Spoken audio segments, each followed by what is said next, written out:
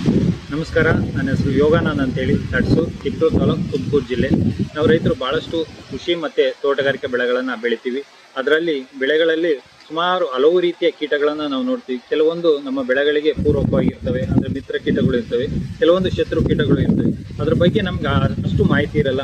ಮತ್ತು ಅವುಗಳ ಜೀವನ ಚಕ್ರ, ಕೀಟಗಳ ಜೀವನ ಚಕ್ರ ಬಗ್ಗೆ ಮಾಹಿತಿ ಇರಲ್ಲ. ಅದು ಒಂದು ಕೀಟ ಯಾವ ರೀತಿ ಮೊಟ್ಟೆಯಾಗಿ ಮರಿಯಾಗಿ ಅದು ಪ್ರೌಢಾವಸ್ಥೆಗೆ ಬರುತ್ತೆ ಅಂತಕ್ಕಂಥ ಅದ್ರ ಬಗ್ಗೆನೂ ಮಾಹಿತಿ ಇರಲ್ಲ.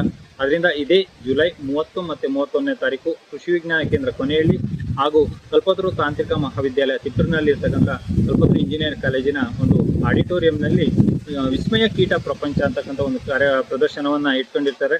ಆದ್ದರಿಂದ ಎಲ್ಲ ನಮ್ಮ ರೈತ ಬಾಂಧವರು ಇರ್ಬೋದು, ಸಾರ್ವಜನಿಕರು ಇರ್ಬೋದು, ಮತ್ತು ಶಾಲಾ ಶಿಕ್ಷಕರು, ಶಾಲಾ ವಿದ್ಯಾರ್ಥಿಗಳು ಈ ಕಾರ್ಯಕ್ರಮದಲ್ಲಿ ಭಾಗವಹಿಸಿ ಕೀಟಗಳ ಒಂದು ವಿಸ್ಮಯದ ಬಗ್ಗೆ, ಅಂದರೆ ಅವು ಯಾವ ರೀತಿ ತಮ್ಮ ಪ್ರೌಢಾವಸ್ಥೆಗೆ ಬರ್ತವೆ, ಅದು ಮರಿಯಿಂದ ಮೊಟ್ಟೆಯಾಗಿ ಯಾವ ರೀತಿ ಪ್ರೌಢಾವಸ್ಥೆಗೆ ಬರ್ತವೆ, ಮತ್ತು ಅವು ಬೆಳೆಗಳಿಗೆ ಯಾವ ರೀತಿ ಮಾರಕ ಮಾಡ್ತವೆ, ಮತ್ತು ಯಾವ ರೀತಿ ಪೂರಕವಾಗಿರುತ್ತೆ ಅನ್ನೋದ್ರ ಬಗ್ಗೆ ಒಂದು ಪ್ರದರ್ಶನ ಇರುತ್ತೆ. ಅದರಿಂದ ಎಲ್ಲರೂ ಈ ಒಂದು ಪ್ರದರ್ಶನದಲ್ಲಿ ಭಾಗವಹಿಸಿ ಅದರ ಒಂದು ಮಾಹಿತಿನ ತಿಳ್ಕೊಬೇಕಾಗಿ ಕೇಳ್ಕೊತೀನಿ.